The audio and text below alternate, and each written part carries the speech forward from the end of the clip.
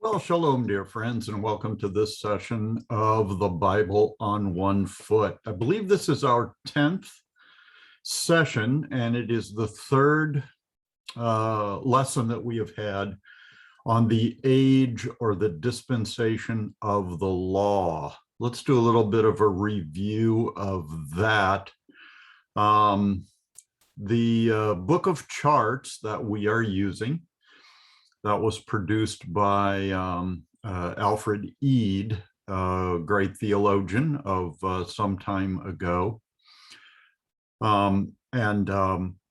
We've been using the diagrams, the charts that he used in a book called, I believe it was called God's Plan of the Ages, which can still be obtained if you're interested in like a paper copy of these charts. It can still be obtained from Oak Knoll Publishers. That's the family publisher that has continued the work of Dr. Eade.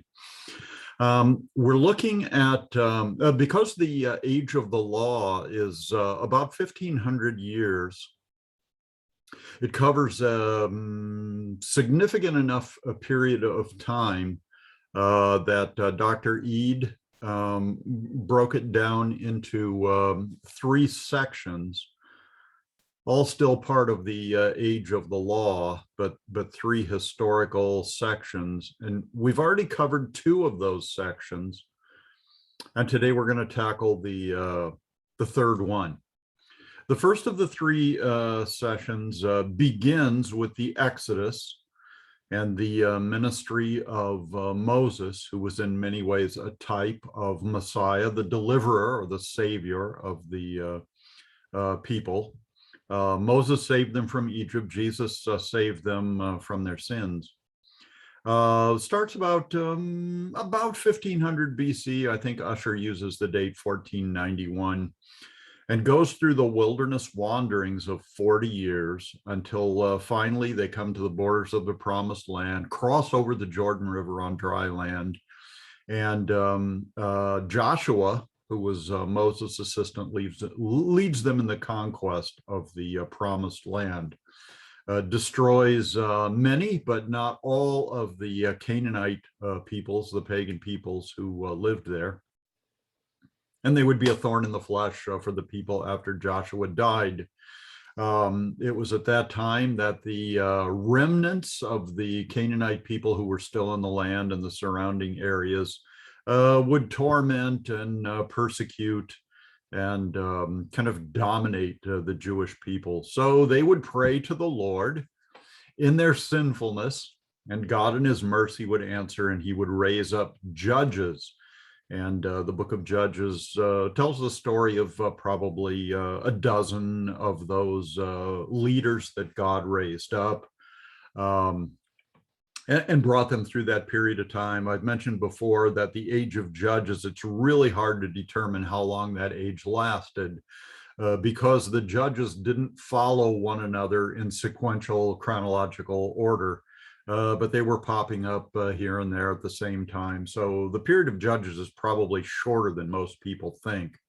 After the age of the Judges, the people of Israel asked for a king like their neighboring countries had. They were kind of jealous of their neighbors and wanted a human king like those other countries had. They made this request about 40 years before God was intending to give them a King David. So oftentimes when God's people are in rebellion, God allows them to suffer the consequences of their behavior frequently for a period of 40 years. It's a period of kind of judgment and punishment and again, suffering the consequences of decisions. That was the case when Moses presented himself first as the deliverer of the Israelites in slavery in Egypt. They rejected him and suffered 40 more years of slavery. God took them to the borders of the Promised Land in something like 14 months, a little over a year. The people sent spies into the land, were terrified to go in there because of the giants that lived there. And so because they had lost their faith, God allowed them to wander in the wilderness until that generation died off. And that took almost exactly 40 years of suffering the consequences of behaviors. So this time they're asking for a king. God gives them King Saul, who had a pretty good start as a king, but just was attacked by demons and suffered from probably depression and psychological illnesses and so forth. And the people suffered as well. So 40 years of suffering the consequences of their requests and their behavior under the rule of Saul. During the time Saul was king, David was one of his bravest warriors and leaders. Defeated Goliath, the giant, on the field of battle. And although he was allowed to marry the king's daughter, Saul saw David as a threat to his own family ruling on the throne of Israel. Saul assumed his son Jonathan would take over the throne when he passed away. But David was perceived as a threat, so Saul tried to kill him for many years, until Saul died on the battlefield and David became king. David did some wonderful things as king. His rule and reign was a good one, except he made some very serious mistakes, as all sinful people do. One of those was that he had an affair with the wife of one of his soldiers. Her name was Bathsheba. They had a love affair. Uriah ended up dying tragically on the battlefield, again, due to David's sins. So Bathsheba became a widow. She married David, whom she was in love with anyway. And they had, actually their first son died at 7 days of age. And then Solomon was born after that, and he grew up to become the successor to David as the king. After the days of Solomon, there was a civil war in Israel. The country divided north and south. The southern kingdom of Judah followed after Rehoboam, the son of Solomon, who was not a very great king. The people in the north chose Jeroboam, one of Solomon's officers, participated in the building of the temple, did a good job there, but he did a bad job as king of the northern empire. One of the terrible things that he did that led to a lot of corruption in the northern kingdom was that in an attempt to keep people living up in the north, not to migrate to the south, he built 2 worship facilities there to try to keep the people up north. The tragedy of that was that they were both facilities that centered on a golden calf, which harkened back to the days of the Exodus when Moses was getting the 10 Commandments. The people were down below building a golden calf and worshiping it.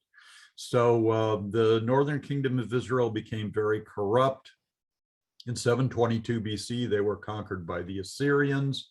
The Assyrians killed a lot of them, enslaved a lot of them, but intermarried with a lot of them and created the race of the Samaritans. This chart lists the sequence of the northern kingdom of Israel, the kings that ruled there. And we said it's easy to sum up their quality of character and of rule. They were all evil, and each succeeding one tried to outdo his predecessor in evil. It's also the age of the prophets, and we have many prophets here listed serving the kings of the kings and the people of the northern kingdom. Elijah and Elisha, Jonah, Hosea are among those that we mentioned, some in great detail in the last lesson. Meantime, the kingdom of Judah was ruled by a succession of kings. The northern kings were of a number of different dynasties, but the Judean kings were all one family. They were all descendants of David through Solomon, through Rehoboam. Talked about a curse on one of the kings, Jehoiachin, and how God got around or resolved That curse through the virgin birth of the Messiah, who is in the line of these Judean kings. That's his genealogy. That's part of his DNA. Some of these northern kings were good. I think I underlined them on the chart in that lesson. But a lot of them were not so good. It was a time of corruption in both kingdoms. There's a whole long list of prophets that served the kings of the kings and the people of the southern kingdom, many of whom you'll recognize because they wrote books of the Bible, prophetic books of the Old Testament. Eventually, Judah became so corrupt that the king of Babylon, King Nebuchadnezzar, conquered them. That happened in it started happening in about 605 BC. The final conquest and destruction of Israel by the Babylonians was 586 BC. So I don't know, the Southern Kingdom lasted almost 150 years longer than the Northern Kingdom. And we talked a little bit about last time about what happened to the Israelites while they were living in Babylon. And that's where we're going to pick it up today. In today's lesson, we will talk about the end of the Old Testament history and canon. We will talk about the end of the age of law, and then we will talk about the intertestamental period. Some people call that the silent years. I think you'll see that they were not so silent years at all. And hopefully you will benefit by the studies that we'll go through today. So for our next slide here, let's take a look at the bigger chart for the kind of end of the Old Testament era and the 400 years from Malachi to Matthew. One of the things I will mention here is that Malachi, in our English Bibles and the Greek Bible also, the Septuagint, the Old Testament, in about 270 BCE, the Hebrew Bible was translated into Greek, and we'll talk a little bit more about the Greek language and culture. But that Greek copy of the Old Testament is known as the Septuagint. So in our English Bibles, Malachi is the last book. In the Hebrew Bible, it's Second Chronicles, but it's all the same book. It's all the same books in both Bibles, just a different order in the Hebrew Old Testament. To Matthew, which is the contrary to the popular opinion of some skeptical scholars, Matthew was the first book of the Bible that was of the New Testament Bible that was written. Apparently, the evidence is that it was written originally in Hebrew. There is a group of scholars from Hebrew University. David Flusser is the best known of them. There's another guy, I can't remember his name right now, Robert something or other. I've got one of his books on the shelf, but I'm going to bother with it now. They are part of a study group about, I think it's the Jerusalem School of Synoptic Research. And they have come to the conclusion that even the New Testament was written originally, most of it, if not all of it, was written originally in Hebrew and then later translated into Greek, maybe immediately translated into Greek, because the followers of Yeshua were trying to reach the Gentile world, and Greek was the language that they would understand. So it's the Greek translation of the New Testament books that's come down to us. There are some theories about what happened to those Hebrew originals, and I embrace one of those theories, but they have disappeared from the scene, and there may be good reason why they disappeared from the scene, or there may be awful reason why they've disappeared from the scene, but I'm pretty much convinced that they existed.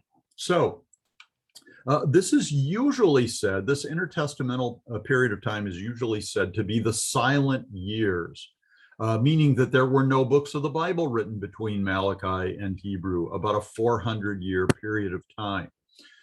And that is sort of true. The Hebrew Old Testament did come to an end, like the back cover was put on the Hebrew Old Testament about 400 years before Matthew was written. And then, of course, Matthew brought an end to the 400 years, was written first. Then, of course, all the letters of Paul and the various other books of the New Testament after that. But I mentioned earlier that there is a Greek translation of the Old Testament called the Septuagint. And the Greek writers of the Old Testament kept writing after Second Chronicles. So if you look at a Greek Old Testament or an English Bible that has what is called the apocryphal books, those come from the Septuagint, which was written in Greek, and those guys continue to write books of the Bible throughout this 400-year period of time. So in some Bibles, a lot of people call them Catholic Bibles because the Catholics just accept that the Apocrypha is part of the Bible. But I have an old King James Bible that has the apocryphal books in it. Because the English Bibles depend so much on the Septuagint. And in fact, when the New Testament writers quoted the Old Testament, they quoted the Septuagint almost word for word, except where it needed corrections or something like that. So the Septuagint plays a prominent role, and it gives us some additional books that cover this period of time. Books like Esdras, I think there's first and second, maybe even 4 books of Esdras. Esdras is just the Greek way of saying Ezra, the book of Ezra. There is one book of Ezra in the Hebrew Old Testament, but a couple of books of Esdras are in the Apocrypha. And you've got books like Judith and Tobit and various additions to the Psalms and things like that. There's a handful of books. I think there are about 9 of them. But the most important historical books are the books of Maccabees. And we will talk about the Maccabean revolt a little bit later. But for now, just be aware that there were some books of the Bible that were written here. It wasn't as silent as people tend to think. And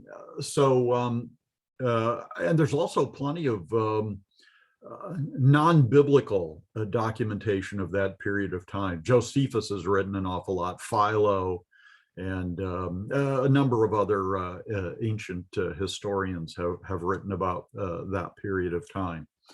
But I think it's fair to say that most Christians would agree that the end of the Old Testament history and canon, the canon is the agreed upon books that will constitute the library of the Old Testament. And that is those 39 books that are in most of your English Bibles in the Old Testament. So the Old Testament came to an end.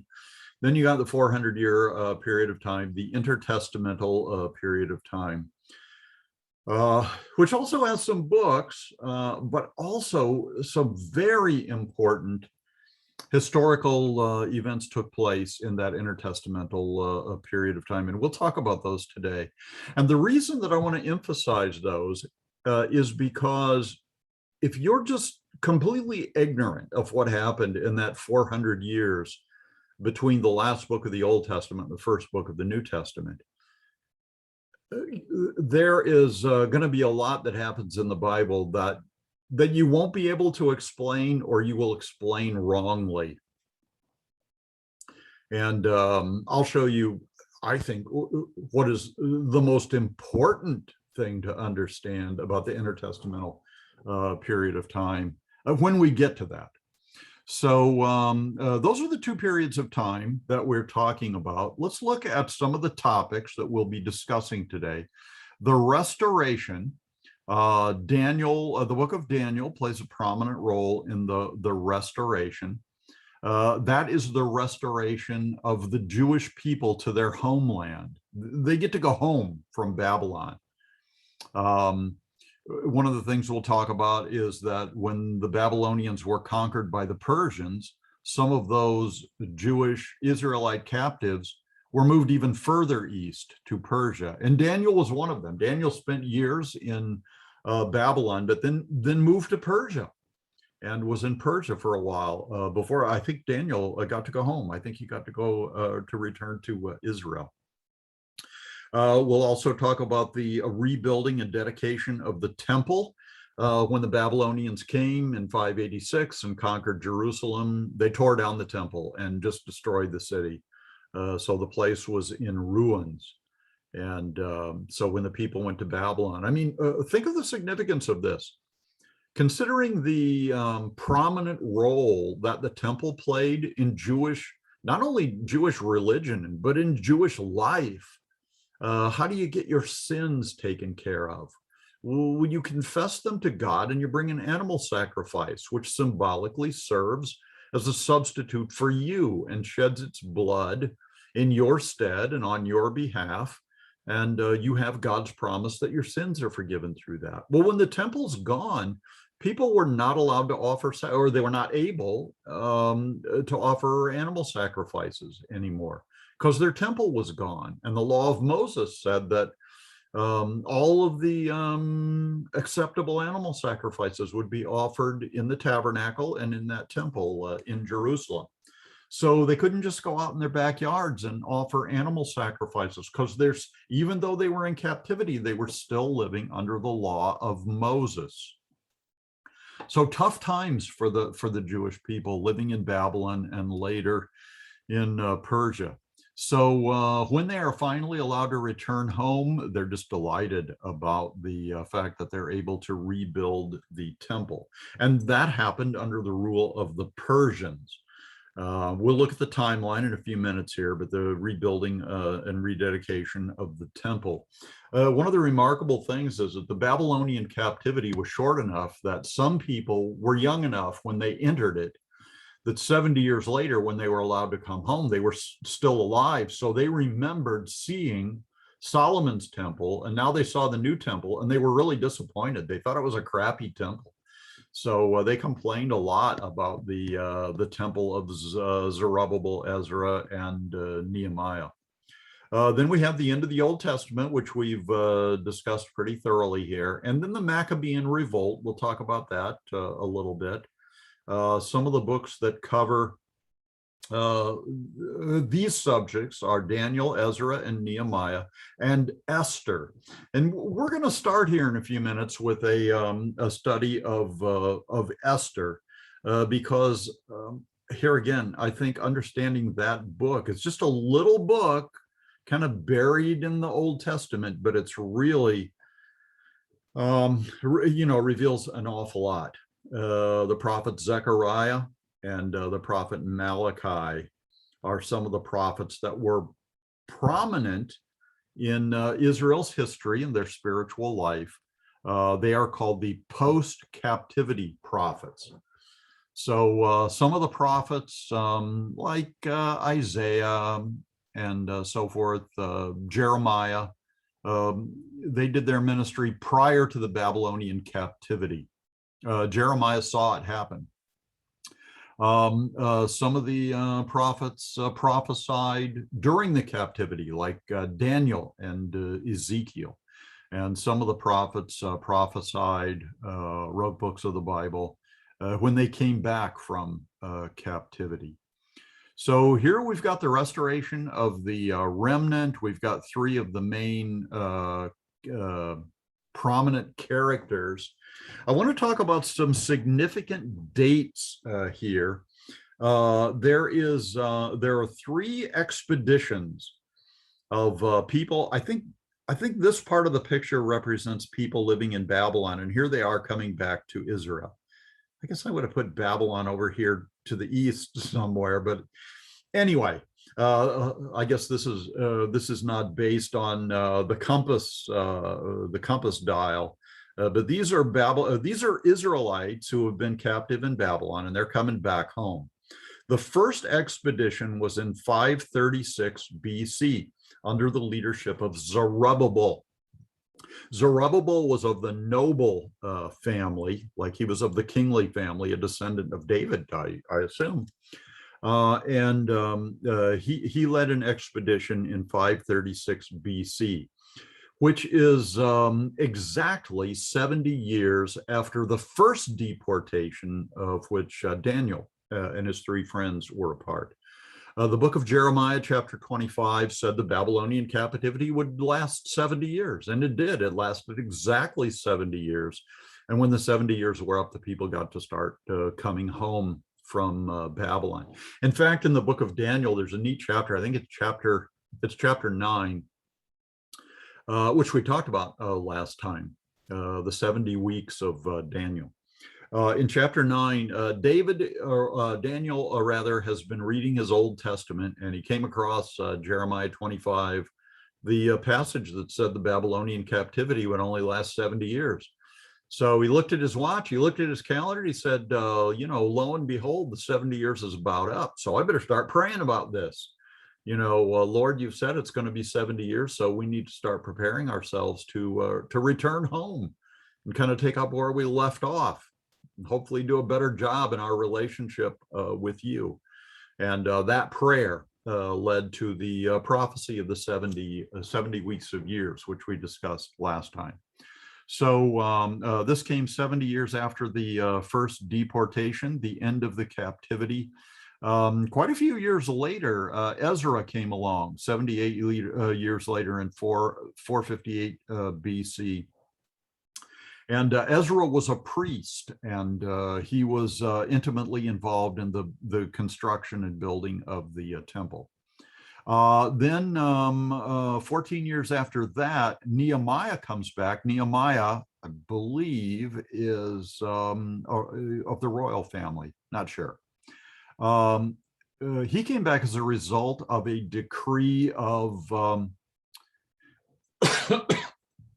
a Persian king named,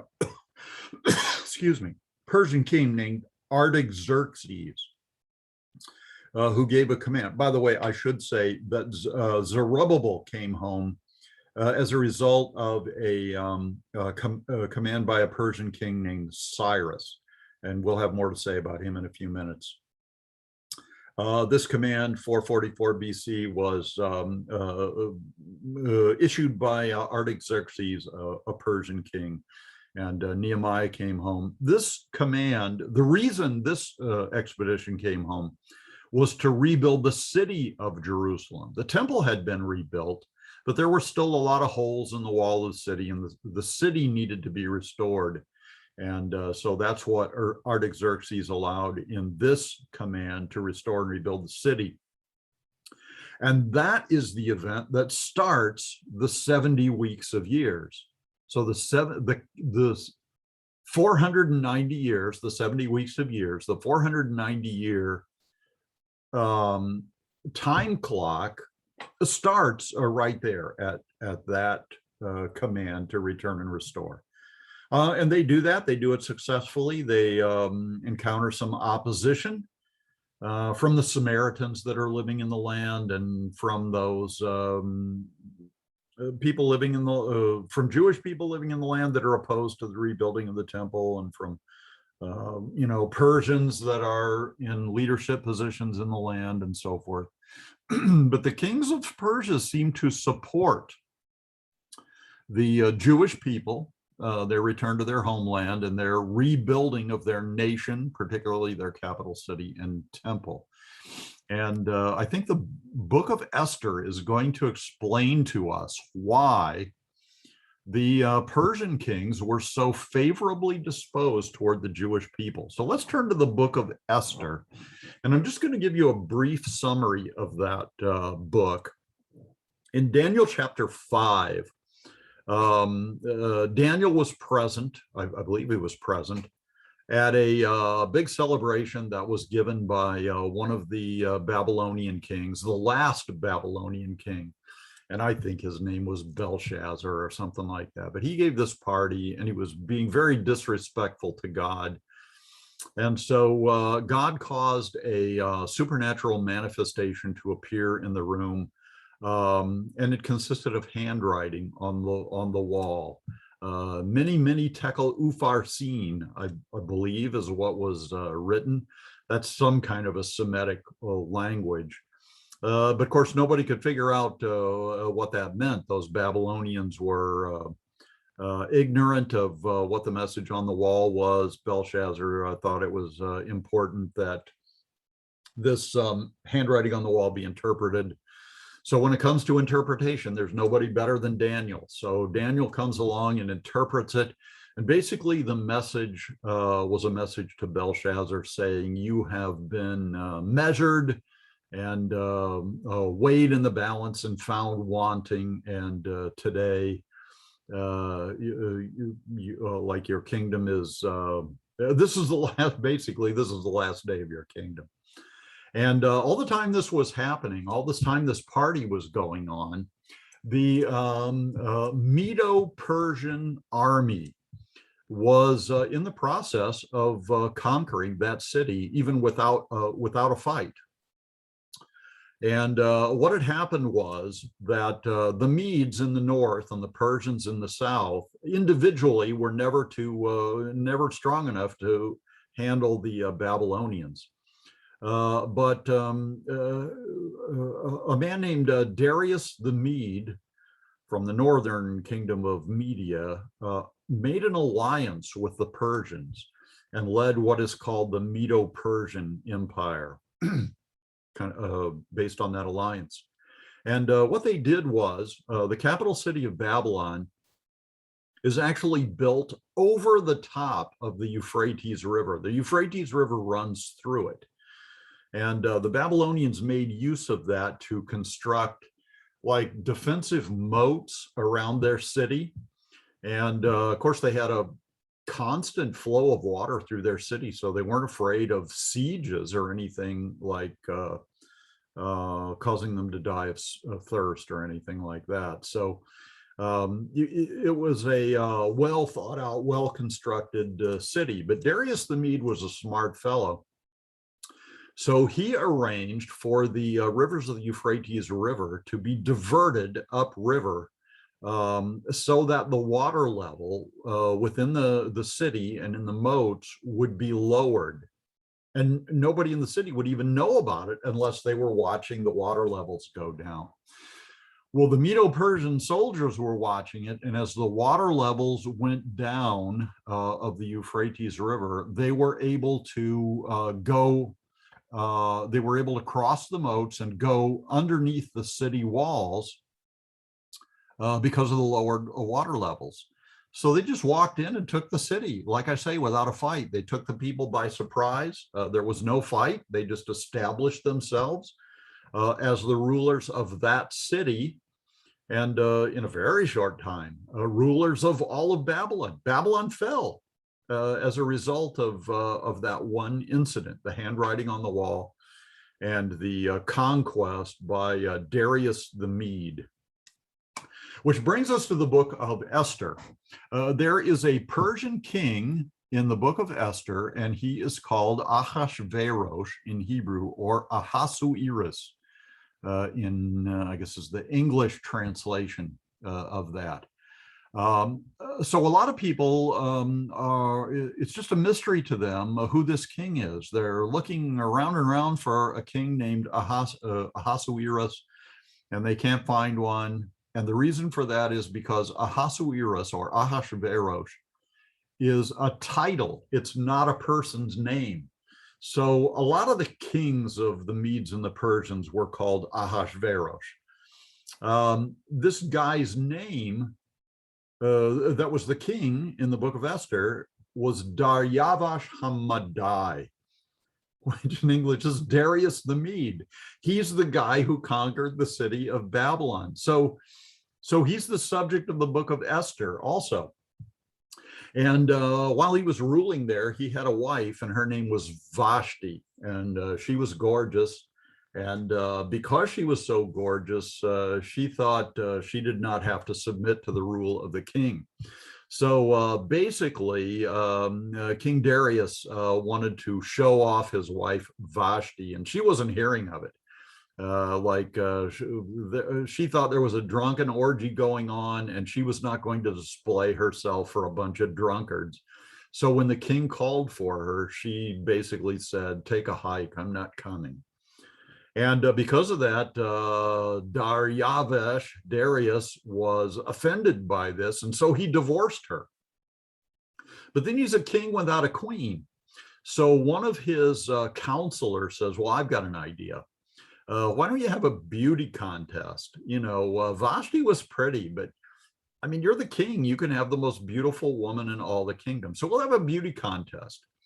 And you'll get to sample all the girls, if you know what I mean, in the beauty contest, and choose the one you like, and you can marry her and she'll become the queen." Well, it also happens at the same time that there were some Jewish people who were living there in the capital city. May have been Shushan. I'm not sure where the book of Esther takes place. But anyway, the capital city in Babylon. And Esther is there. Esther is actually her Persian name. It means a star. Kind of sounds like it too, doesn't it? Her Jewish name is Hadassah. And she was she was the ward of her cousin, an older cousin named Mordecai. Esther's parents had died for some reason and left her as an orphan, and so Mordecai raised her. And they were living in the kingdom there. They were living in the royal city. And Esther turned out to be pretty good looking too. So she was entered in the beauty contest, but nobody knew she was Jewish, including King Darius.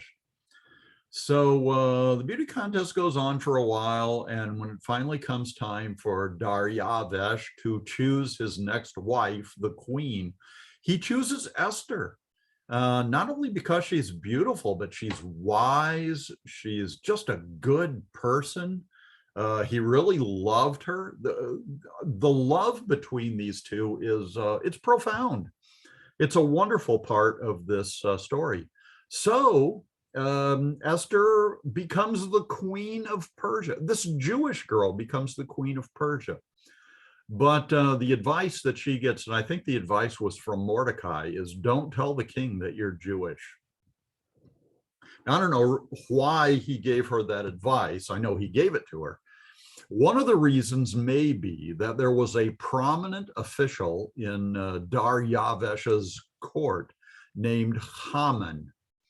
Haman was an Agagite. That's his lineage. The Agagites, and I assume it's the same Agag family, dates back to a king that was defeated by King Saul, a Canaanite king that was defeated by King Saul in the book of Samuel. And in fact, Samuel the prophet was the one who killed King Agag. Because that was God's will. All those guys had to die. So this is a descendant of King Agag. And he's living now in the Persian Empire, which would be a long time, maybe 500 years after his ancestor was killed by Samuel. But he's living in the court of the Medo-Persian king, and he hates Jews. He hates all Jews. Maybe because of the death of his ancestor. But he hates Jews. He hates one Jew in particular, Mordecai. He hates Esther's cousin, who's like her, legal guardian or something like that. He's older. But Mordecai does not show Haman enough respect. So I got to pause here and tell you a little story about the Jewish holiday of Purim. Purim is all about the book of Esther. And so for Jewish celebrations of Purim, they read the book of Esther. And whenever Haman's name is mentioned, like all the little kids in the congregation will use these noisemakers, or they'll boo and hiss and just make a racket when his name is mentioned. And then if Mordecai or Esther is mentioned, then they cheer because those are the Hebrews, or those are the heroes of the story. So anyway, back to Haman, boo, hiss. Haman hates the Jews, and he comes up with this law that will affect the entire Medo-Persian Empire. And I'll show you a map of that place. It was enormous. It was an enormous empire.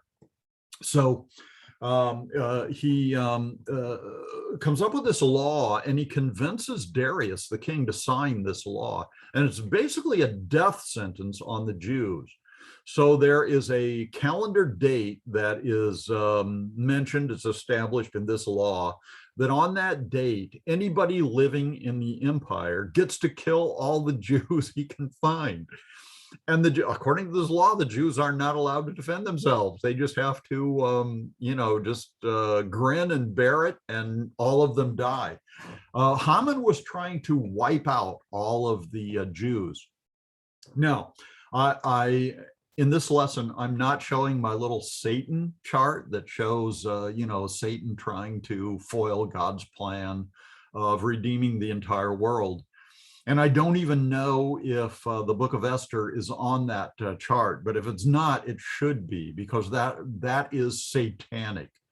There have been many efforts in world history to annihilate the Jewish race, to wipe them off the face of the earth. Adolf Hitler was one of them in relatively recent years. Wanted to kill all the Jews and went a long way towards doing so. Killed about 6 million of them. Well, Haman was that kind of guy. And but he still had standing in the king's court. The king signed the decree, so when the date rolled around, all the Jews were going to die. But when Esther heard about this, she was kind of freaked out, and Mordecai was too. So Mordecai encouraged Esther to go to the king and and explain to him that what was really going on, and that she was Jewish, and that she would have to die in this mass execution of the Jewish people. Well, she was reluctant to do that, because anybody who would suggest or initiate an audience with the king was susceptible to death. She could die by asking to see her husband. He had to initiate the contact. And she was afraid he wasn't going to do that until this date definite rolled around and all the Jewish people will die. But Mordecai basically told her, look, the God's plan for man and the entire race of your people is on the line. So sometimes you just have to be brave. And Mordecai suggested maybe God put you here for such a time as this. Well, it's kind of a good thing that Darius loved Esther, and she asked for an audience with Darius, and basically she kind of cloaked her intentions, because she told him she wanted to throw a big party for him, and so he felt, what's the harm of that? So he agreed to her desire to have this party, and they threw this party. And in the course of time, in the sequence of events, Esther reveals to her husband that she is Jewish and that she will die under this edict. And so Darius suddenly realizes that Haman is a bad guy, and he's contemplating what to do. Haman knows the jig is up for him, because he's crossed the queen. So he goes into her bedroom and begs for mercy. And apparently he threw himself on her bed or something stupid like that. Darius walks in and finds Haman in his wife's bed. And so that's it for him. He's hanged on a gallows, probably crucified, is probably the way of his execution, but he died.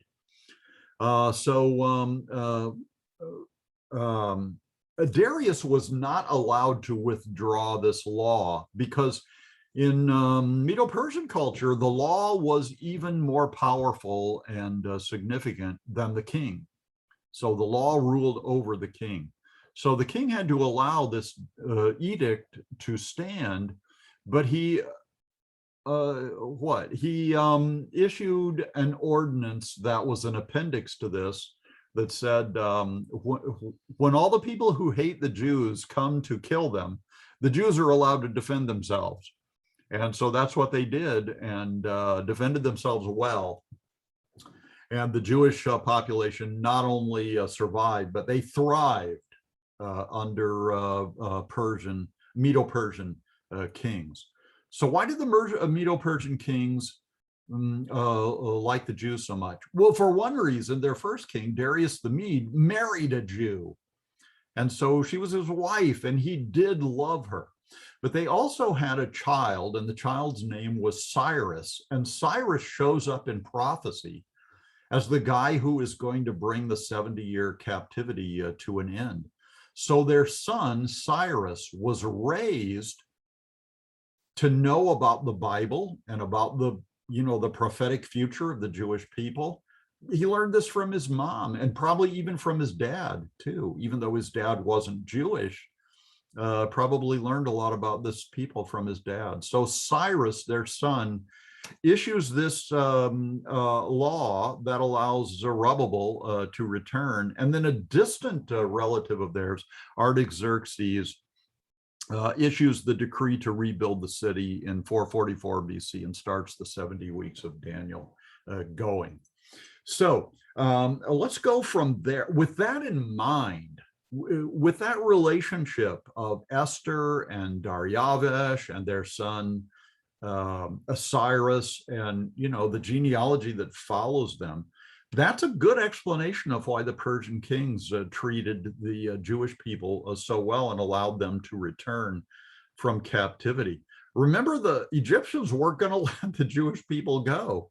They were finally forced to, but then they chased them down in the desert and died in the Red Sea. Persians were different because their second queen was Jewish herself.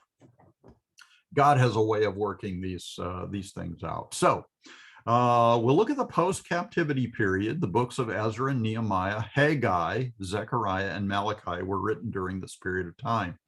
We have the return of the remnant to Jerusalem and the rebuilding of the temple. That's under Zerubbabel and Ezra. Then we have the repairing of the walls of the city. That happened under Nehemiah. And he wrote a book of the Bible about it. We have the restoration of temple worship once the new temple was built and rededicated. So now the people can offer their animal sacrifices and be confident that their sins are forgiven. There are all the labors and reforms of Ezra and Nehemiah. For example, a lot of Jewish guys had married pagan women who were already living in Israel, or they married pagan wives when, before they came to Israel. They all divorced their pagan wives in order to maintain a purity of religion. Remember, it was corruption of their religion which had caused them to go into captivity in the first place. So this is one of the kind of dramatic reforms of Ezra and Nehemiah. Then we have the prophecies of Haggai, Zechariah, and Malachi. Zechariah, for example, in chapter 12, prophesies in great detail about the second advent of Christ, even before the first advent of Christ had happened. And then we have the end of the Old Testament canon about 400 BC. But remember, we have the Greek apocryphal books that continued after that. So here are the post-exilic prophets, the last of the Old Testament prophets. Then we have the 400 years, the intertestamental period of time, which involved the rise and fall of the Grecian Empire. We're going to look at some maps of these various empires, and eventually the Medo-Persians, which became the Persians. The Persians were the strongest of that alliance, were defeated by the Greeks. And there's the famous story of the 300 Spartans. That was where the Persian Empire was starting to weaken. They invaded Greece. Greece tried to defend themselves, and 300 Spartans were the only ones who went to the battle, but they almost defeated the entire Persian army. And the Persians just got weaker and weaker after that, and eventually Alexander the Great defeated them. Then we have the period of Jewish revolt. We'll talk about one of the Grecian kings and the horrible things that he did to the Jews and why they revolted against that. And this is called the period of independence, also called the Maccabean Revolt and the time of the Hashmonean dynasty. We'll talk about that more in a few minutes. And then we have the rise of the Roman Empire. And the significance of this is that the Romans were dominating the Promised Land at the time that Yeshua was born, that Jesus was born. So let's look at our timeline here. The end of Babylonian rule, 539 BC, which is just a couple of years before before 536 and the fall of the Babylonians. Then we have the Medo-Persian rule ending 332 BC when Alexander the Great basically conquered the world. We have the Greek period ending in 167 BC with the rise of the Maccabeans, the family of the Maccabees, and a period of independence. This is called the Hashmonean dynasty, which ended in 63 BC when the Romans basically defeated the Greeks, or bettered the Greeks, maybe I should say. And the Romans came to Israel and ruled there for a long time. Let me go ahead to my map thing.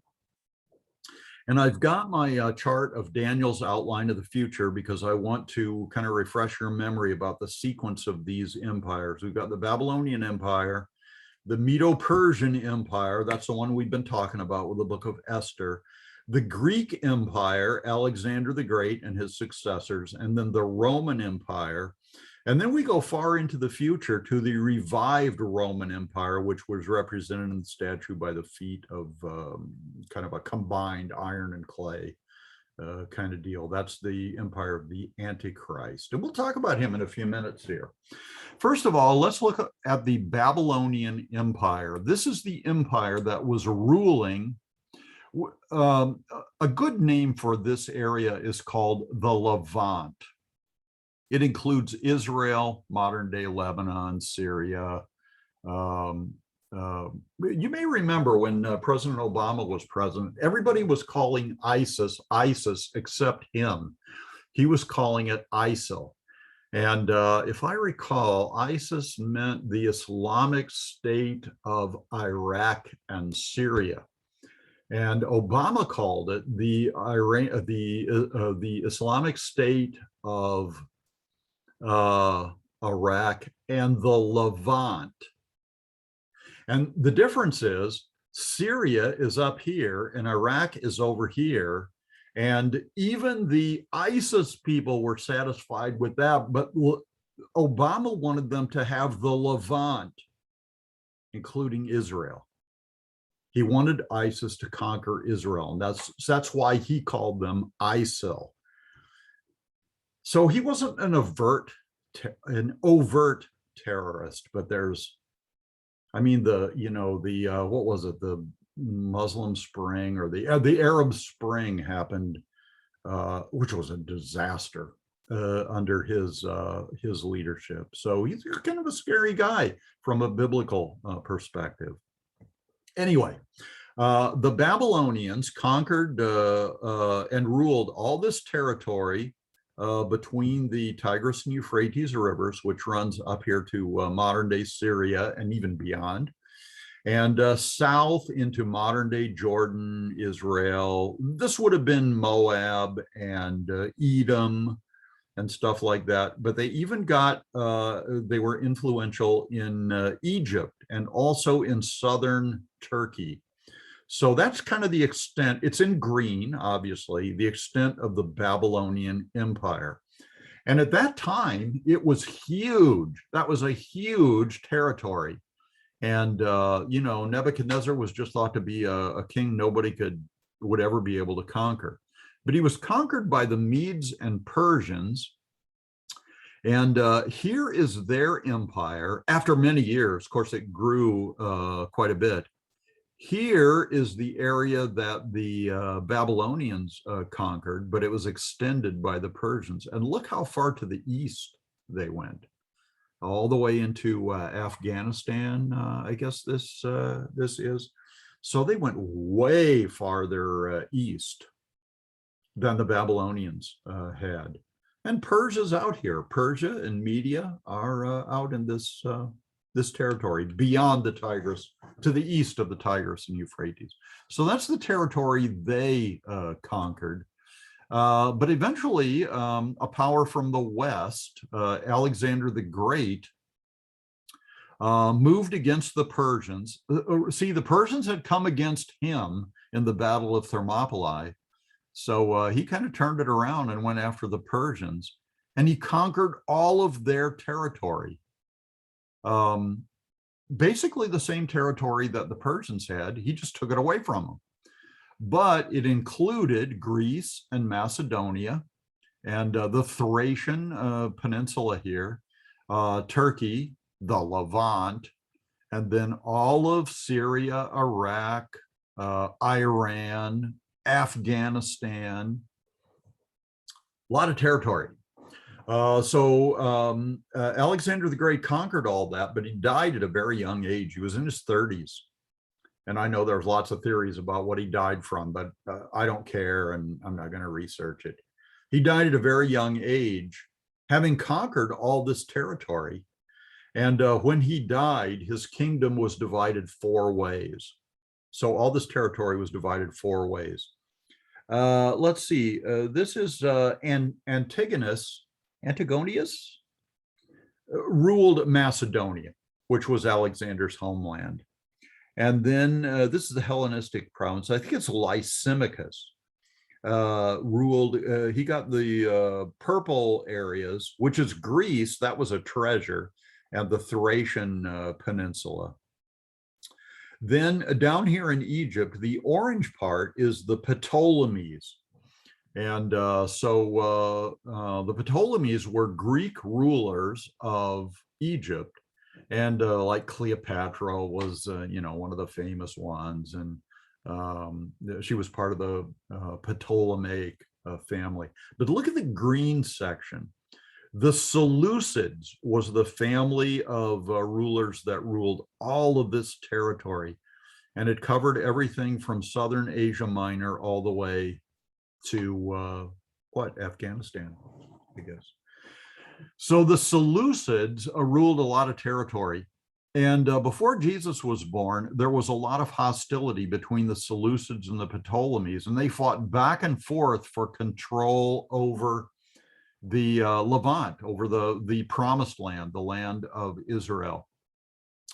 And eventually the Seleucids came to power, and we're going to talk about the Seleucid Empire, especially one of their rulers that plays a prominent role in prophecy. Eventually the Greeks were replaced by the Romans. I don't know if you'd really say they were defeated by the Romans, but the Romans were interested in different territory. So here's Greece, here's the Levant, here's Egypt, and here is Rome. Rome was interested in, I'll put it this way. Rome, the Roman Empire, wanted to make the Mediterranean Sea a Roman lake. So they conquered territories on the shoreline of the Mediterranean Sea, and that's all they were interested in. Notice they did not even move into Saudi Arabia or Babylon or the Mesopotamian area. They were only interested in the coastline. So that is the ancient Roman Empire, and that's what the Roman Empire looked at like at the time of Augustus, who was the emperor at the time Jesus was born. Now, I mentioned that we would talk about the revived Roman Empire. What is the revived Roman Empire going to look like on the map? Well, it's going to start in the first 3.5 years of the Great Tribulation, the 70th week of Daniel's 70 weeks of years. The Antichrist is going to conquer 3 nations. And I bet it's going to be Egypt, Israel, and probably Syria or Lebanon or something like that. So 3 of these countries in the old Roman Empire territory are going to fall to the Antichrist. And then the rest of them are just going to turn their territories over to him. So this is going to be a 10-nation confederacy in ancient Roman Empire territory that's going to be ruled by the Antichrist. But he's not going to be satisfied with that. Halfway through the Roman Empire, the Great Tribulation period, he's going to turn to the east and he's going to conquer all of this territory too, which is the ancient Greek Empire. And maybe when we get to Revelation, I'll talk about Revelation 17 and 18, which talks about the succession of these kings. First of all, the Egyptian Assyrians, who were gone by the time of Daniel, then the Babylonians, Medo-Persians, Greeks, and Romans. And Revelation 17 makes it pretty clear that the Antichrist will conquer the old Roman Empire territory first, and then the ancient Greek Empire will arise on the scene under the same Antichrist as its leader, and he'll conquer the Eastern territory as well. So Antichrist will rule the largest world empire, pagan world empire, that's ever been ruled in history. Unless maybe Great Britain was, bigger than that. But I mean, this is a enormous land mass. And of course, it has prophetic biblical significance. So that's what those territories of those nations look like, and a little history of those nations. Now I want to turn my attention to the right side of our chart that we're focused on today, to the intertestamental period of time. I have written a book about this. It's called The Second Temple Era and the Intertestamental Period of Time. And my book is called Yeshua, He Will Be Called a Nazarene. And there's my name as the author of that book. You can get this book on Amazon if you're interested in reading about it. I'm not being boastful at all. I think it's the best book on the intertestamental period of time that I've ever found. I've read everything I can find on that subject. And I think this book that I've written puts it together better than anything else. And I do so in a way that will really help you to understand the New Testament era, the life and ministry of Jesus, the apostolic age, and the age of the church that follows. So let me go through the chronology of my book here, which pretty much follows what we've been looking at already. 539 BC, the return under Zerubbabel and later Ezra, and the temple is rebuilt. Then we have the decree of Artaxerxes in 444 BCE to rebuild the city of Jerusalem, and that's what starts Daniel's 70 weeks of years. Then in 332 BC, Alexander the Great and the Greeks conquer most of the Middle East and establish Hellenism. You saw how large the territory was. They went all the way to Afghanistan. And Alexander the Great, it's important to understand how he operated. In the preceding empires, there was a lot of death and destruction in the battles to conquer these territories. A lot of people died. A lot of people were enslaved. A lot of people were exiled to lands where they had not been born and raised, and so forth. Alexander took a different approach. He would march into a country like Israel. And basically, he would say, you can continue to have self-government. Just realize that you're under the authority of the empire of Greece, and that I'm the emperor, but you can run your country the way you always have. Gave them a lot of freedom, did not threaten their lives and security and things like that. I mean, he fought some battles, but the way he governed an empire was to do so peaceably and give the people a lot of freedom. But one of the things that he impressed upon the people was the superiority of Hellenism over the cultures, the language, the history of all the conquered lands, including Israel.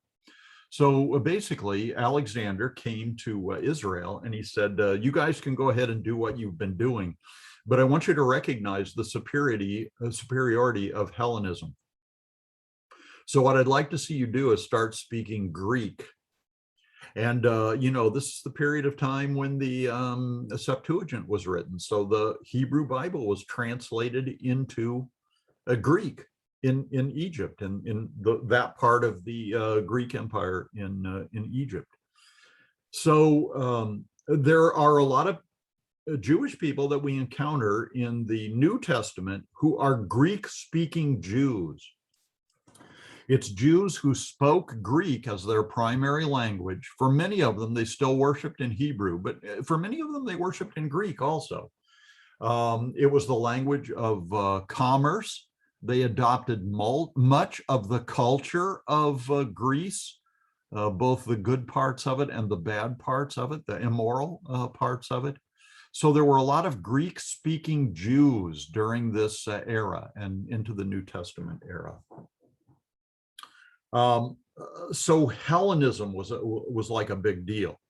Alexander was not that aggressive in impressing it. He just put it out like that was the flag that he ran up the flagpole, and he hoped people would appreciate it and kind of assimilate to it. In 175 BCE, we talked about Alexander's kingdom being divided. Obviously, the kingdom was divided before 175 BC because Alexander did not live, what would it be, 140 years? He died very young, and his kingdom was divided. But in 175 BC, Alexander's kingdom was divided, and a guy named Antiochus Epiphanes IV conquered Israel. So here's the date, 175 BC. The guy's name is Antiochus Epiphanes IV.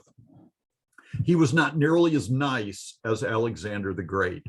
The nickname that people gave him was the Beast, which is the name the Bible gives to the Antichrist. And in many ways, Antiochus Epiphanes is a type or kind of a symbol of the last days Antichrist in a lot of different ways. So he is not a nice guy. And one of the things that he did when he became the ruler of Israel was that he removed a man named Onias III as the high priest of Israel. Onias was a Levitical priest of the family of Aaron through Zadok, who was the rightful and legitimate priest at the time David was the king. So Onias was a legitimate descendant of Aaron, and he was removed from office by Antiochus, and Antiochus put a guy in his place of Antiochus' own choosing. I think the guy's name was Menelaus or something. It's a Greek name. And I don't know if he had any priestly background or anything like that. I don't know if he was even Jewish, but he was not a descendant of Aaron. He was not a legitimate high priest. So he was removed from office by Antiochus. And there was a lot of pushback by the Jewish people because of that, because the priesthood in their temple was so important to them, and they'd lost it for 70 years. Now they've got it back, and it was very important to them. So this was not just a personnel change. This was an abomination to the Jewish people. And so consequently, as a result of this, 3 sects, S-E-C-T-S, or nowadays we'd call them denominations, were born as a result. First of all, the Sadducees were born. The Sadducees were mainly of the priestly party. They were Levites and descendants of Aaron. And because they were in such a prominent leadership role in Israel, they had secular influences, not just religious influence, but secular, governmental influence. During the days of Ezra, it is said, the tradition says, that he established what is called the Sanhedrin. The Sanhedrin was like the governing body of Israel, and it included civil government, it included religion. It started out as the 70 elders of Israel. So these were the 70 most prominent men in Israel, and the majority of them were Sadducees. Now, I mean, that's fine. You want your priests to be in leadership positions and to have authority. But here's the rub. The Sadducees were willing to compromise with the Greeks, with Hellenism, wherever they needed to retain their status in Israel as leaders. So when Menelaus replaced Onias III as the priest, basically in order to cover themselves and to remain in that position of leadership, they said, fine, he can be the high priest over us. Now, this is really kind of a religious question, and you might wonder, well, why would the Sadducees do that? I mean, they would know better than anybody else that the priests in Israel have to be descendants of Aaron. Well, the Sadducees would say most of them still are. It's just this Menelaus guy. And admittedly, he's the high priest. He's the one who's going to have to go once a year into the Holy of Holies on the Day of Atonement. But they were willing to compromise on that. And one of the reasons that they were willing to compromise is that this era that we're talking about is plagued in the same way that our modern era is plagued. And the plague upon that society and ours is theological liberalism. The Sadducees did not believe that the whole Bible was God's inspired word. They only accepted the first 5 books. And the reason they only accepted the first 5 books was because that was the law of Moses, and it had all the instructions for how to operate the temple. So they kept that, they embraced that, but they rejected all the prophets, all the Psalms, all the historical books. They just flushed it away. Sadducees did not believe in life after death. They did not believe in anything supernatural. Life after death, including the resurrection. They rejected the resurrection of the dead, a definite biblical doctrine, but they rejected it because they rejected so much of the Bible. What else?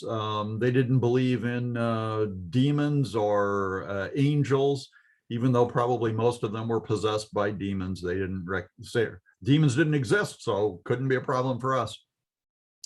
So those are the things that the Sadducees believed or didn't believe, and that's why they were sad, you see. Maybe you'll remember that they were the liberals because of my very lame pun. And then we've got the Pharisees. The Pharisees were the theological conservatives, and they rejected Hellenism. They did not embrace that at all. They embraced the Hebrew language over Greek, although they were kind of tolerant of the Septuagint, I guess. But I mean, definitely they were Hebrew in their language and their culture, very theologically conservative. Everything the Sadducees didn't believe in, the Pharisees did believe in.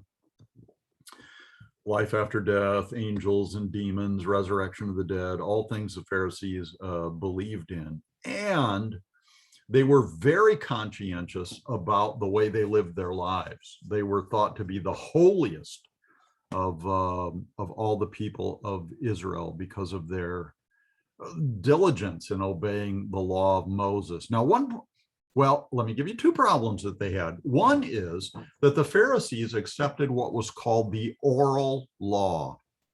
Of course, we have the written law from Genesis to, for them, it would be 2nd Chronicles. They had the written law, but they also believed that there was an oral law that was passed through the generations, either from the Garden of Eden or from the time of Abraham or from the time of Moses. This oral law was passed on through the generations. And it included the sayings, the interpretations, the wisdom of what is called the sages, the wise men. And basically it's the rabbis. Rabbi so-and-so said this, Rabbi so-and-so said that. Rabbi is a Hebrew word that means my great one, and it's what they called their teachers. So the well-educated, and the Pharisees were well-educated, and the best among them, the teachers among them, were called the rabbis. And of course, they went to seminary, they got formal training and stuff, but they believed this oral law was just as important, just as authoritative as the written law. Now, there was a group called the Karaites that came along sometime after the Pharisees that rejected the oral law and said, we only believe in the written Bible. But the Pharisees were the conservatives, and they arose as I don't know, kind of the other side of the coin of the Pharisees. They were prominent in the synagogues. The Pharisees were the rabbis who taught in the synagogue. Temple was a centralized location just in Jerusalem, but there were synagogues all over the country, and the Pharisees ran those things. So they were very influential with the common people.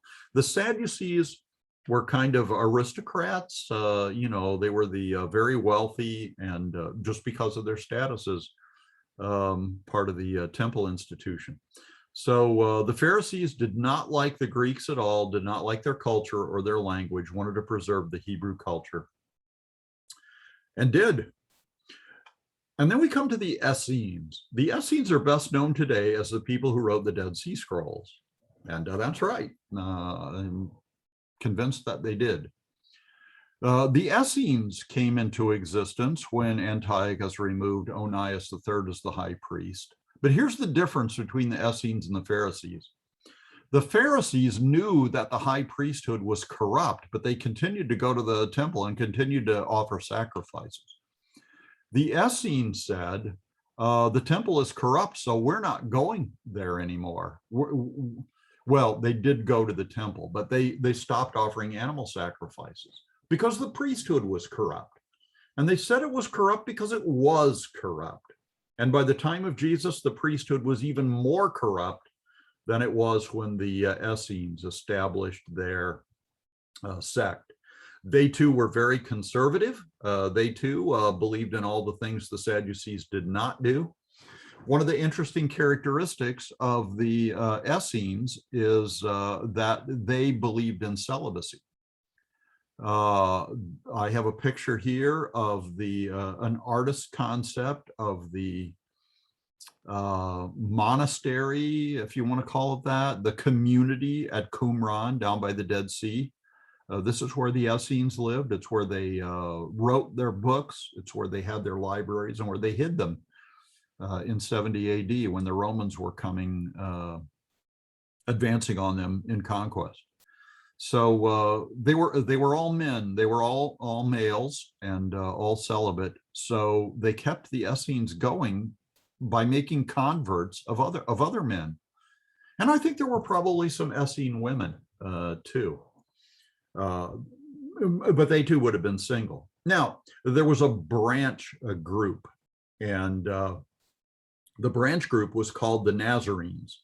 And the Nazarenes believed everything that the Essenes believed, but they, they got married and raised families and so forth. Now, I want to talk a little bit about where these names, Essenes and Nazarenes, come from. Well, all of the names. Sadukim in Hebrew means the righteous ones, and the U sound, this U sound in Sadukim, tends to be like a passive. So it's people who named themselves because they believed they had been made righteous, not that they had achieved it, but they'd been made righteous. A parush, the parushim, are the separate ones. They separated themselves from the Sadducees. They separated themselves from Hellenism. So they were kind of what would you call, a Protestant group. Well, the Essenes were too. They were a Protestant group, very similar to the Pharisees without the oral law. Essenes did not believe in the oral law. They kind of had an oral law of their own, but they didn't adopt this one that went back to who knows when. So where does the name Essenes come from? There are a lot of theories about that, most of them based on Greek terms that sound like Essene, because most of the historical information that we had up until recent times, until the Dead Sea Scrolls were discovered, was written in Greek. So they're looking for some Greek term like Osios, which I guess is a Greek term that means holy or something like that. But look, the Essenes rejected Hellenism. They rejected the Greek language. So they're not going to give themselves a Greek name. I think rather they went to the scriptures. And in the scriptures, they found Isaiah 11, verse 1, which is a verse in the Bible that talks about the stump of Yesai, or Jesse, the stump of Jesse. Remember, Jesse was David's dad. And in the line of the Davidic kings, there was this guy, Jeconiah, who was under a curse by God. And basically, because of his misbehavior, the Davidic line of kings was cut off because God promised that no descendant of Jeconiah would ever sit on the throne. So the stump of Jesse was the tree of the family tree of Jesse that's cut off like at ground level and is not likely to go. I mean, that trunk is not going to grow. So the name Jesse appears there. In Hebrew, it's Yesai. The plural, like if there was more than one Jesse, would be Yesaim. Doesn't that sound a lot like Essenes? Essenes comes from Greek, because all these scholars are trying to make it a Greek term, but it's a Hebrew term. Yesaim, I think, is the origin of the name of the Essenes. I can confirm that because Isaiah 11:1 talks about a branch that's growing out of the stump of Jesse. They're going to get around that curse in the ways that we've discussed already. And the Hebrew term for that branch is netzer, from which we get the term Nazarene. A netzer is a branch that goes around the dead trunk and will continue the Davidic line of kings getting around that curse, because Jesus was not a blood relative of his father Joseph the carpenter, who was in the line of David. So he escapes the curse, but because he's Joseph's son, he's in the line. So he doesn't have to worry about the curse, and he is the ultimate Davidic king. So the Nazarenes, the ones who raised families and had kids, they were called the Notzarim, or the Nazarenes. There is a passage in Matthew. Well, I'll get to that in a few minutes. So that's where the Essenes come from, and we'll talk about some of their characteristics. But for right now, I just want to say this is when they came into existence, kind of the same time as the Sadducees and Pharisees. In 165 BCE, Antiochus IV, remember the beast, he outlawed Judaism in Israel. Can you imagine? He made it an illegal religion because he insisted that everybody worship the Greek gods, like the pantheon of gods, which he himself probably didn't believe in, but he insisted that that's all he would tolerate. And in order to bring the Jewish religion to an end, he sacrificed a pig, an unclean animal, on the holy altar in the temple. He entered into the Holy of Holies himself and set up a throne there, declaring himself to be God and insisting that the people worship only him. Well, that is reminiscent of the abomination of desolation that the Antichrist will commit. But Jesus, in one of his prophetic messages, says that the abomination of desolation is still future. So Antiochus wasn't the Antichrist, but he sure looked like him. And he gave us kind of a preview of what the Antichrist will do in the future. So because of this activity of Antiochus, a man named, I think it was Matthias of Modine, one of his sons had the nickname the Hammer, which is Maccabee in either Hebrew or Aramaic. And so their family went by that nickname. So the Maccabean revolt began. They rose up against the Greeks and they defeated them. They defeated Antiochus, drove him out of their country, and established the Hashmonean dynasty. Now, Hashmonean dynasty lasted for 100 years. Now, what's meant by this is that once the Maccabeans, once the Hashmonean family came to rule, they made their own family members priests and kings. Now, the Maccabee family was of the family of Levi, but they were not in the line of Aaron and Zadok and, you know, the priestly family. So I forget which Maccabee it was that was declared the high priest, Jason or Judas, or I can't remember. One of those Maccabee boys was made the high priest. And Sadducees were fine with it. The Sadducees loved the Maccabees. The Pharisees loved the Maccabees too, but the Essenes said, wait a minute, this Maccabee that's now the high priest is no more a Levitical, Aaronic high priest through Zadok than Menelaus was. So they continued to not go to the temple and offer animal sacrifices. Pharisees were fine with it. They were just glad to be back in control of their own country and their own temple. Later on, the Maccabees ordained one of their sons, one of their descendants, as the king of Israel. And the Sadducees were fine with that, and the Pharisees were fine with that, but the Essenes said, this guy is not a descendant of David. He's a Levite.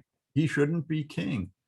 So when the Maccabean revolt was fought, when the Maccabees were fighting against the Greeks, the Sadducees, I don't know, probably sat in their lawn chairs or something and watched, probably were not involved.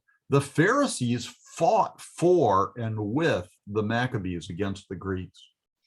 There was another group similar to the Essenes called the, what were they called? The Hasidim.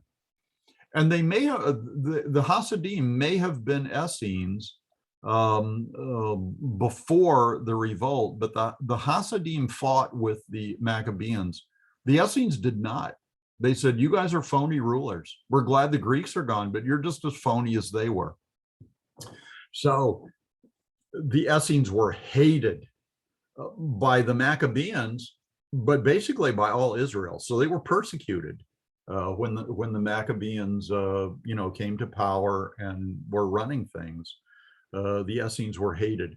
It may have been at that point that they were driven out of Qumran and went to Damascus up near Syria or in Syria and lived there for a while. One of the famous prominent Dead Sea Scrolls documents is the Damascus document. So anyway, the Maccabean revolt the dynasty lasted for about 100 years. And in Jewish culture, the celebration of Hanukkah around Christmas time in December is a recollection of the Maccabean revolt. And, what is it? Normally the Jews use a 7-branch candlestick. For Hanukkah, they use 8 candles for the 8 days of supernatural oil that God provided when the temple was cleansed and rededicated and came into use again after Antiochus had desolated it with his abomination. So the Maccabees ruled for about 100 years. In 63 BC, Roman rule began. I think it was Pompey who came to Jerusalem and ruled that, just declared that the Romans were in charge. And about 23 years later, King Herod the Great, who was an Idumean. Herod the Great was the king of the Jews, but he wasn't Jewish. He was an Idumean, which means he was a descendant of Esau. He was an Edomite. Idumean is Greek. So he was actually, he came from the an enemy family of the Jewish people.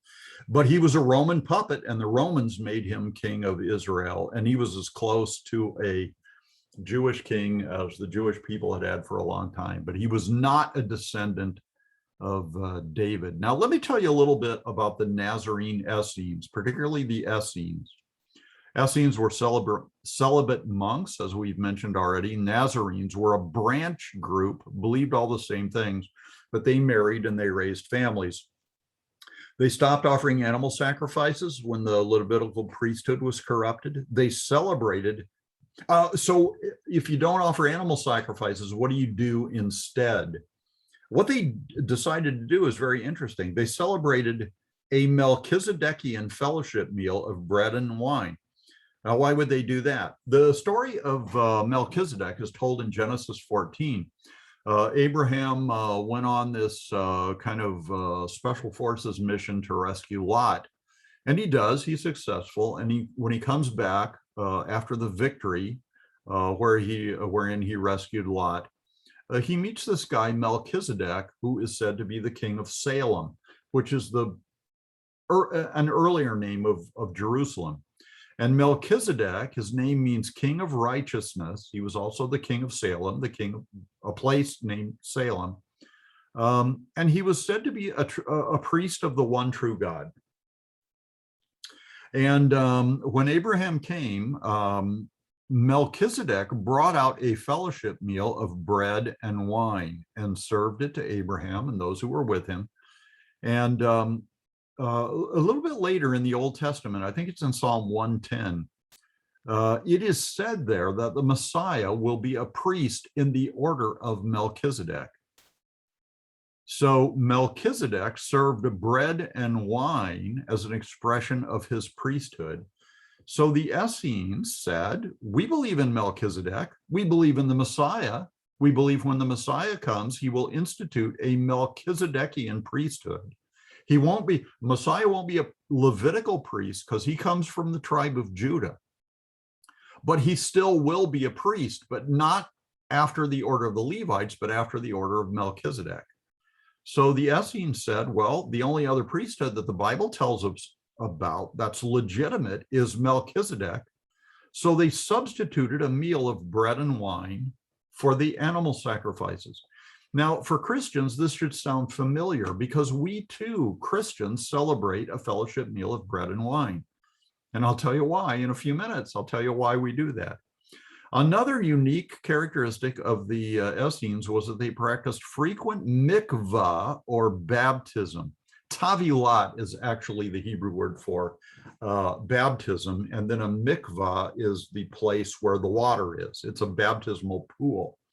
When they discovered Qumran down here, they found baptismal pools all over the place because these Essenes were constantly immersing themselves in water to cleanse themselves. Like, if they were working out in the garden, during the morning hours, and then they wanted to worship in the afternoon, they would come in and take off their sweaty clothes. They would go into the mikvah and wash themselves, cleanse themselves, and then they would put on their, we'd call it Sunday best. The Essenes would never call it Sunday best, but they're clean white robes for worship, and then they would worship. And then they'd go back to work, and when they worshiped in the evening, they would mikvah again. They would cleanse themselves again, baptize themselves again, and go for worship. So they did this repeatedly during the day. So, so John the Baptist did not invent baptism. I believe he was an Essene. I believe his parents probably died in their old age and left him an orphan. Remember, they had him in old age, left him an orphan. One of the things that the Essenes did was they raised orphans to be Melchizedekian priests. And so John goes out baptizing people like the Essenes did. And his doctrine, his teaching, his behavior is very much like the Essenes.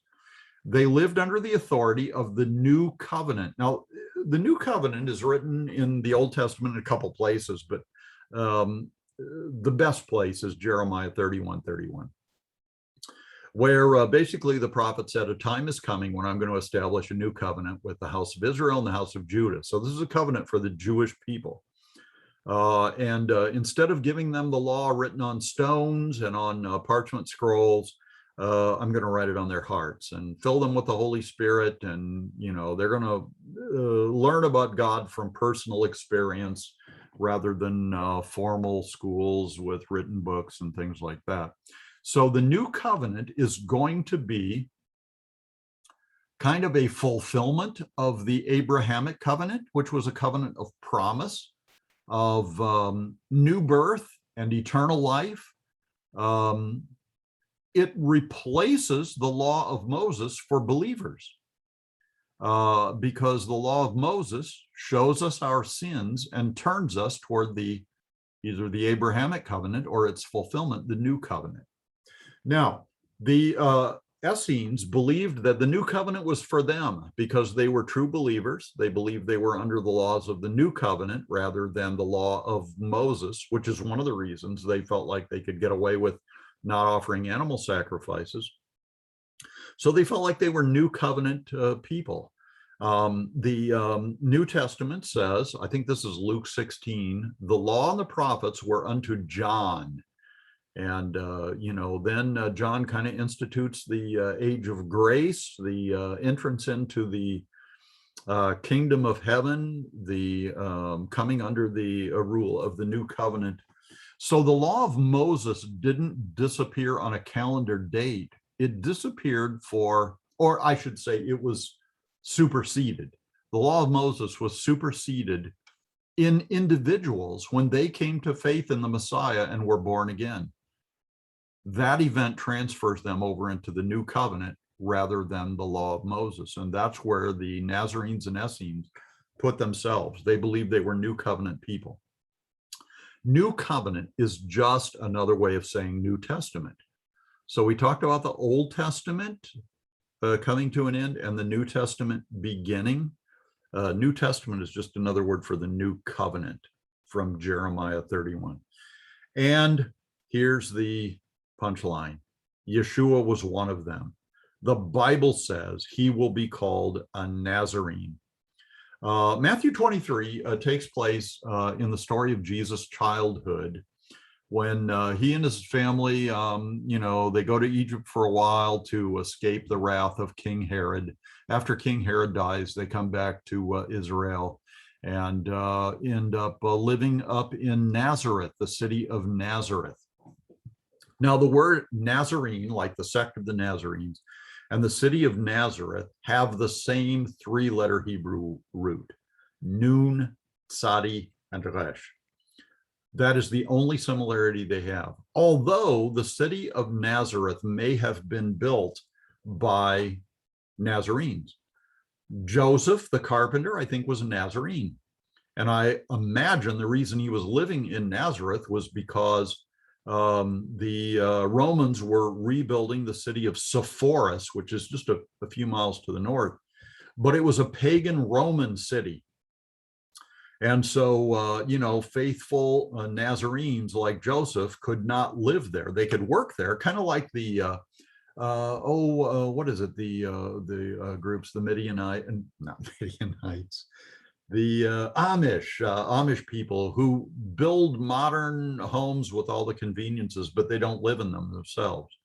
So Joseph was probably content to build Sepphoris, but he lived with his Nazarene buddies in Nazareth and commuted to work every day. And because they were Nazarenes, they probably named the city Nazaret, which means the city of the Nazarenes. Then in Matthew 2:23, it says that Jesus and his family lived in Nazareth. To fulfill what was spoken by the prophets, he will be called a Nazarene. And so I believe that is definitely a reference to Isaiah 11:1, where we learned about the Yesaim and the Notzrim, the Nazarenes and the Jeseites. I think that's specifically what Matthew had in mind. But there are also abundant other prophecies where the branch, Netzer means branch, where the Messiah is called a branch. So lots of prophets talk about the fact that Yeshua would be related to this prophecy from Isaiah 11. Now, one of the things I do in my book is I take all of the passages in the New Testament where it refers to Jesus of Nazareth. Just do a word search on Jesus of Nazareth. And then if you look at the Greek text, you will realize that almost none of those passages, there's only a handful of those passages that have any reference to the city of Nazareth. I think there's only 4 of them have reference to the city of Nazareth. And the Greek there says, apo Nazaret. It means from Nazareth, Jesus from Nazareth. an obvious reference to his hometown, but all the other ones talk about him as tu Nazariou, Jesus of the Nazarenes. Because the way you say Nazareth in Hebrew is not Nazarene, it's not Notzarene, it's Natsari, let's see, Natsariah, Natsarias, a person from Nazareth. So Nazarias in Greek does not mean the city of Nazareth. It means a person from the sect of the Nazarenes. So when you read that phrase in the New Testament, most of the time it's talking about the fact that Jesus belonged to this sect of the Jews called the Nazarenes. So what you're going to see in the New Testament will be kind of a theological competition going on between three sects of the Jews. The Sadducees and the Pharisees are always opponents of Jesus because he represented the third branch of the Jewish religion, which a lot of scholars say is not mentioned in the Bible, the Nazarenes. And we've talked about some of the similarities and some of the differences, and that comes out in those interactions that Jesus has with Pharisees and Sadducees. Scholars who say that the term Nazarene, like the sect of the Nazarene, does not appear in the Bible at all, in the New Testament at all. Well, it does. In, I think it's Acts 25:4, the Apostle Paul is called a leader of the sect of the Nazarenes, the Heraseis Nazarias. There is an overt reference to the sect or the denomination of the Nazarenes. Paul was a follower of Yeshua, and Yeshua was a Nazarene. He belonged to that sect. Jesus was a Nazarene. Keep that in mind. Of all those passages where your English Bible says Jesus of Nazareth, most of those places it's talking about his relationship with the sect of the Nazarenes. And it explains why he did what he did. There is no passage in the New Testament you'll find where it says Jesus went to the temple to offer sacrifices. Now, one reason for that is because he didn't have any sins, but sacrifices were for thanksgiving and just celebration of God's glory and grace, for one thing. And he could have done that, but he didn't. The Bible doesn't say that he offered any animal sacrifices. He went there to teach, like the Essenes and the Nazarenes did. When he is about to leave the world on Passover, he doesn't eat the Passover lamb, but what does he bring to his disciples? A fellowship meal of bread and wine. How does he make members part of his group of disciples? They're baptized. So I think John was an Essene. I think Jesus was a Nazarene. He himself wasn't married, but he could have married if he wanted to. And he just, he followed the way of the Nazarenes in preference to the Essenes. But I think you could honestly say he was an Essene. He fit the requirements for that. So I wanted to share all that with you to kind of hopefully give you an advantage when we start on the New Testament last time. So this is the material we've covered today. Hopefully this intertestamental material that we talked about today will help you when we get to the New Testament. So that's going to do it for today. I hope we'll see you next time. Let me give you the New Testament blessing, the grace of our Lord Jesus Christ, the love of God the Father, and the fellowship of the Holy Spirit be with you all. In Jesus' name, in Yeshua's name, amen. Hope to see you next time.